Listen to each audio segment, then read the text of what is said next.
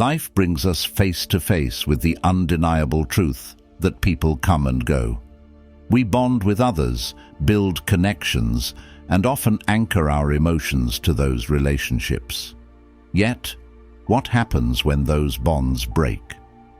How do you handle the emotional weight when someone no longer occupies the same space in your life, or when you realize they've never shared the same emotional investment? You might ask, how do I stop caring? Or, can I truly detach emotionally without losing a piece of myself? This is where Stoicism, particularly the wisdom of Marcus Aurelius, offers us a path.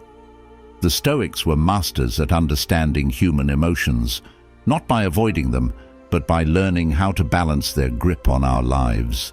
Emotional detachment isn't about becoming cold or indifferent, but about regaining the power to act with clarity and inner peace.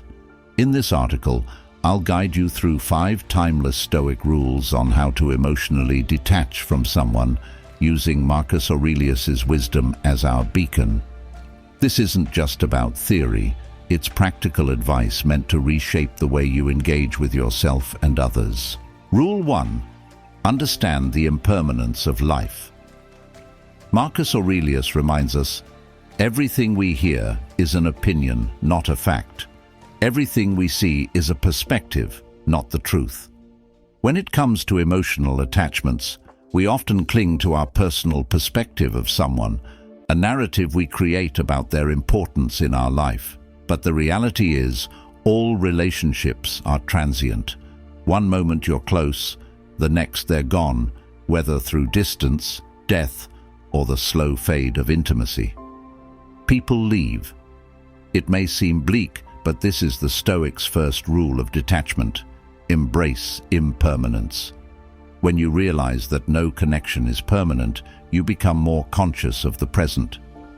Have you ever tried holding on to a handful of sand at the beach? The tighter you squeeze, the quicker it slips away. This is a natural law of life. The more we try to possess something or someone, the faster they fade. In my own experience, I had a friendship that spanned over 10 years. We shared everything, dreams, fears, late-night conversations, yet over time, things changed. As much as I resisted, the distance between us grew. The emotional investment I had made felt like a chain holding me to someone who no longer reciprocated the same connection. It wasn't until I accepted that the friendship had run its course that I could finally release that emotional weight. Marcus Aurelius would have advised the same. Accept that things will end, and you will suffer less when they do. Rule 2. Master your emotions through rational thought. There's a tendency to believe that emotions control us. You feel pain, sadness, and anger. Those reactions come naturally when you're emotionally attached to someone. But here's the hard truth. Emotions are not reality.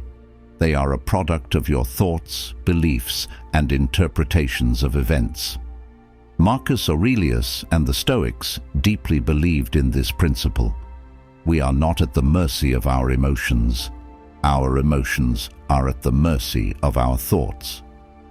Marcus Aurelius taught us that the mind holds the power over how we respond to the world. You have power over your mind, not outside events. Realize this, and you will find strength, he wrote. Emotional detachment starts with realizing that your mind can govern your emotional state. Your thoughts about someone can ignite a storm of feelings, or they can pacify that same storm. Let's say you're going through a breakup. You're emotionally shattered, replaying conversations in your mind, over-analyzing every detail, asking, why did this happen? Or, how could they move on so easily? The Stoic response is to shift that focus. Instead of giving your emotions control, ask, what are the facts here? How can I think about this differently? You must choose thoughts that free you from emotional suffering, not thoughts that fuel it. Think about it for a moment. When something happens, when you argue with a loved one, feel ignored or are disappointed, what's the first thing you do?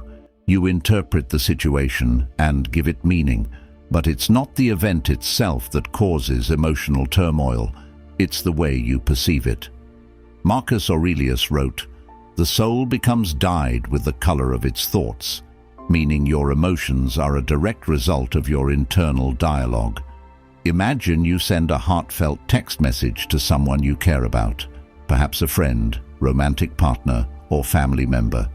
Hours go by and there's no response. Immediately, your mind starts working overtime. Did I say something wrong? Are they mad at me? Do they not care about me? With every passing minute, the emotions build. First a slight concern, then frustration, maybe even anxiety or anger. But what's the truth of the situation? Is it the delay in their response that's causing your emotional storm, or is it your interpretation of their silence? The Stoic response is to challenge that automatic emotional reaction with rational thought. What are the facts? The fact is that they haven't responded. Everything beyond that is pure speculation. Instead of allowing your emotions to spiral out of control, you pause. You recognize that your feelings of anxiety or rejection are not rooted in reality, but in your own thoughts. Marcus Aurelius's advice: question your thoughts. Don't just accept them as truth. I once found myself in this very situation with a close friend. We had been discussing something important, and suddenly they stopped responding. At first, I thought nothing of it, but as the hours passed, I started to feel a creeping unease. Maybe they're upset with me, I thought. Maybe I said something wrong. By the time the night ended, I had convinced myself that the friendship was on the brink of collapse. My emotions were everywhere: worry, guilt, frustration. But when I stopped to examine what was actually happening, I realized something crucial. Nothing had happened. My friend had simply gotten busy. When I reached out calmly the next day, they responded without issue, completely unaware of the emotional storm I had put myself through. In a rare moment of clarity, I remembered Marcus Aurelius's words: "Focus on what's within your control, your thoughts, your actions, not the outcome or the person's feelings. By redirecting your mind, you will learn to release the emotional turmoil." If you're still watching, please like and comment below with a sign that you've noticed in your own relationships. Your insights might help others recognize similar patterns and foster healthier connections. Rule 3. Practice negative visualization. At first glance, negative visualization might seem like a strange or even counterproductive practice.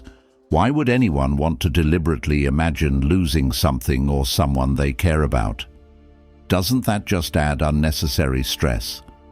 The truth is, this Stoic exercise, championed by Marcus Aurelius, is one of the most powerful tools to help you emotionally detach, not by hardening your heart, but by preparing your mind for life's inevitable losses. The idea is simple but profound.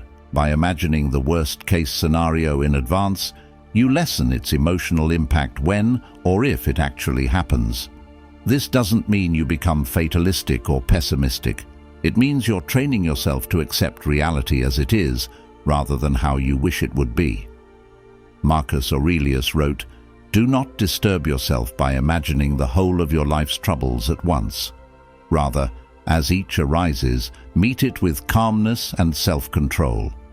In essence, negative visualization builds resilience. Imagine a person you're deeply attached to, a partner, a friend, a family member. Now, visualize your life without them. Picture them no longer in your day-to-day life. How does that feel? Uncomfortable, painful. That's exactly the point. The Stoics believed that by facing the emotional discomfort of loss in your mind, you reduce its power to devastate you in reality. I remember practicing this during a time when my best friend was considering moving overseas.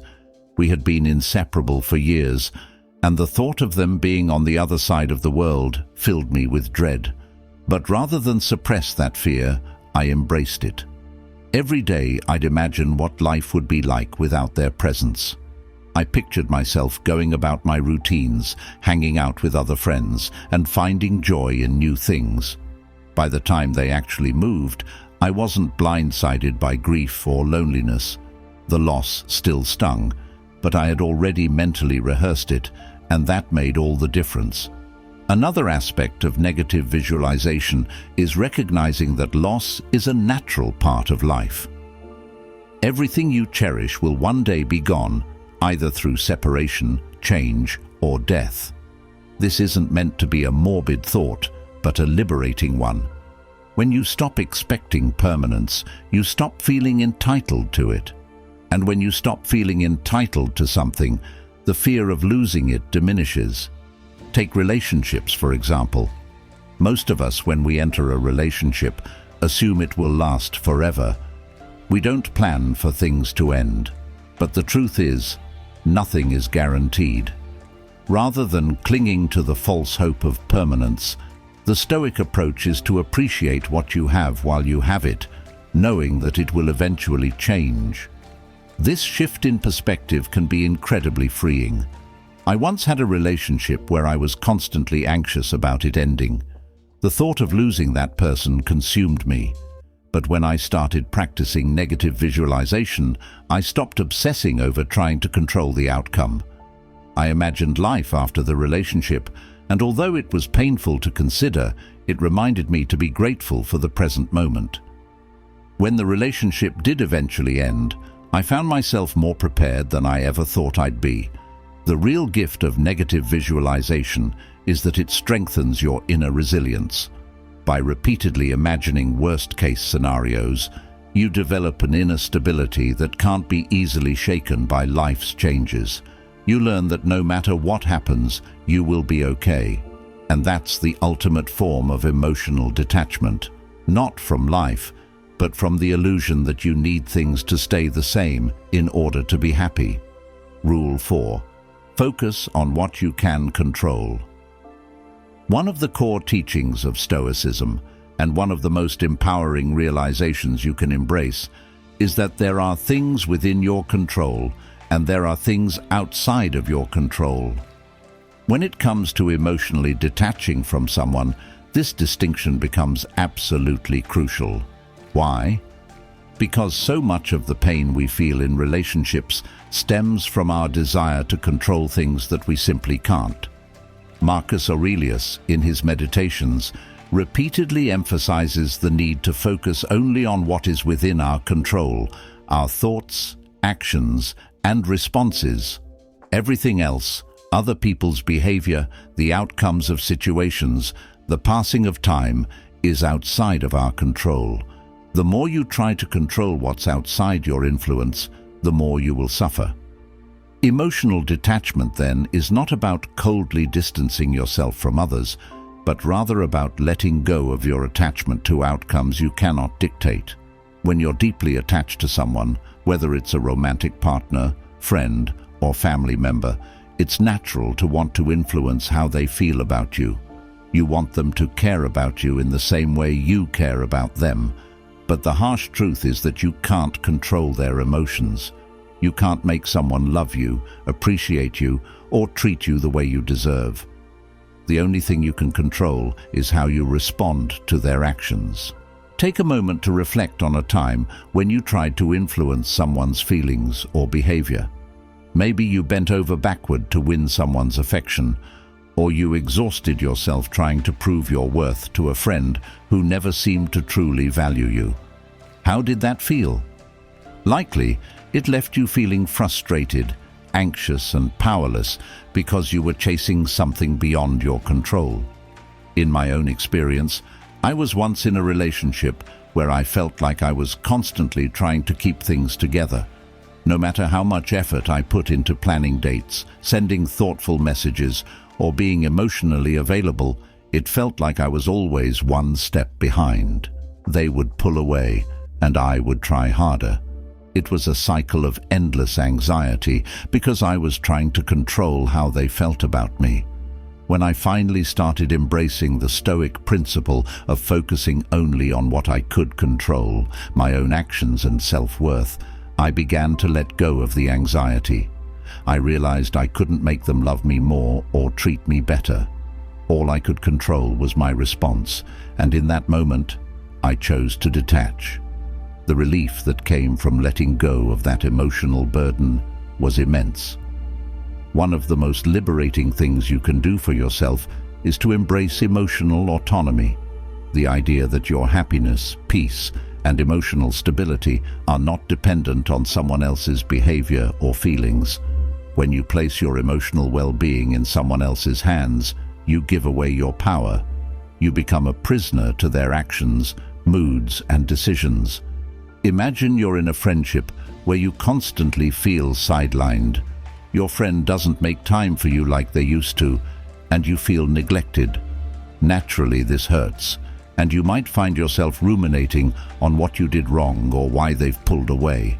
But here's the key: their behavior is outside your control. The only thing within your power is how you choose to respond. Do you want to spend your energy chasing after someone who doesn't value you, or focus on nurturing the relationships and activities that bring you joy and fulfillment? When you shift your attention to what you can control, your own emotional state, you begin to reclaim your power. You no longer wait for someone else's validation or attention to feel whole. Instead, you create your own emotional equilibrium, independent of external circumstances. In my own life, I've had friendships where I realized I was giving too much power to how the other person treated me. If they were distant or dismissive, I'd feel unworthy. If they were warm and attentive, I'd feel valued. It was an exhausting emotional roller coaster. But when I started applying Stoic principles, I made a conscious decision to stop tying my self-worth to how others acted. I began to focus on cultivating my own emotional well-being, independent of their behavior. This didn't mean I cared less. It meant I stopped letting their actions dictate my inner peace. The ultimate goal of emotional detachment isn't indifference, it's acceptance. Acceptance that life is unpredictable, that people are unpredictable, and that no matter how much we wish we could control everything, we can't. What we can do is accept things as they are, rather than as we wish they would be. Imagine you're dealing with a breakup. You feel lost, hurt, and overwhelmed by the situation. Your mind races with questions. What if I had done something differently? Why did this happen? Can I fix this? These are natural questions, but they're rooted in a desire to control something that has already happened, a desire to reverse the outcome. Instead of tormenting yourself with what-ifs, the Stoic response is to accept the reality of the situation. Marcus Aurelius writes, "The impediment to action advances action. What stands in the way becomes the way." In other words, the obstacles we face are not hindrances, they are opportunities to grow. When you accept what's outside your control, you stop wasting energy trying to change the past or influence others and start focusing on how you can move forward.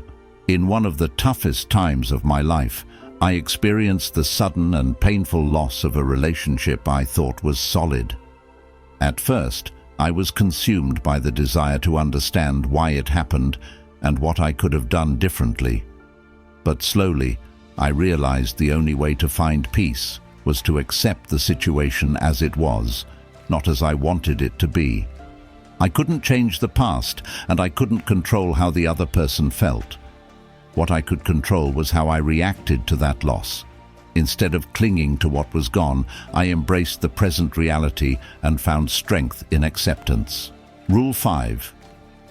Reflect on the bigger picture. When you're deeply entangled in the emotions of a relationship or difficult situation, it's easy to lose perspective. Stoic philosophy, especially through the teachings of Marcus Aurelius, encourages us to take a step back and reflect on the grander scheme of things. Aurelius often emphasized that our troubles, fears, and desires are mere fleeting moments in the vastness of time. By adopting this broader viewpoint, emotional detachment becomes easier. Ask yourself important questions like, will this pain matter in 5 years? Or, does this person truly define my entire existence? Shifting your focus from immediate emotional turmoil to a higher level of reflection helps you realize that much of your distress is tied to temporary circumstances. Stoicism reminds us that no single person or event should wield such power over our emotional well-being. When you're overly attached to someone, it's easy to make them the center of your universe. Your happiness and self-worth can become entangled with their presence or absence in your life. But stepping back and seeing the bigger picture reminds you that life is ever-changing, and relationships, however intense, are just one part of your journey. You are a complete individual with your own path and experiences. In the heat of a breakup or emotional conflict, it may be challenging to grasp this perspective. But reflecting on the larger scope of your life helps you understand that you've survived emotional storms before. Life moved on, and so did you. Think back to previous relationships or moments when you thought your world was falling apart. Those wounds healed, and you became stronger and wiser. This is the natural rhythm of life. In my own experience, I once went through a painful breakup that felt like the end of my world. For weeks, I fixated on the past, feeling like the future had lost its brightness. But with time, I allowed myself to reflect on the bigger picture and realized that this person, while important, was not the defining moment of my life. They were part of my journey, but not my entire story. By zooming out, I saw the relationship as just one chapter in a much larger narrative, and I began to emotionally detach. The Stoics, particularly Marcus Aurelius, emphasized the impermanence of all things: relationships, emotions, and situations. Everything in life is transient, and what truly matters is how we respond to these inevitable changes. By reflecting on the bigger picture, you cultivate a sense of inner peace, knowing that life will continue to flow regardless of your temporary attachments. This broader perspective allows you to emotionally detach, not because you stop caring, but because you understand that clinging too tightly to fleeting things only leads to unnecessary suffering. Emotional detachment is not about apathy. It's about understanding that life is much larger than any single person, relationship, or moment of pain. By seeing your life as a vast, interconnected web of experiences, you free yourself from the tunnel vision that emotional attachment can create. Ultimately, emotional detachment is not about shutting down your emotions or closing yourself off from the world. It's about building resilience and gaining control over how you respond to life's inevitable changes. The Stoic path offers not a quick fix, but a way to inner peace. By embracing impermanence, mastering your emotions through rational thought, and reflecting on the bigger picture, you will find that emotional detachment is an act of self-liberation. So the next time you feel yourself gripping too tightly to someone or something, ask yourself, do I control my emotions or do they control me? Emotional freedom awaits those who dare to let go.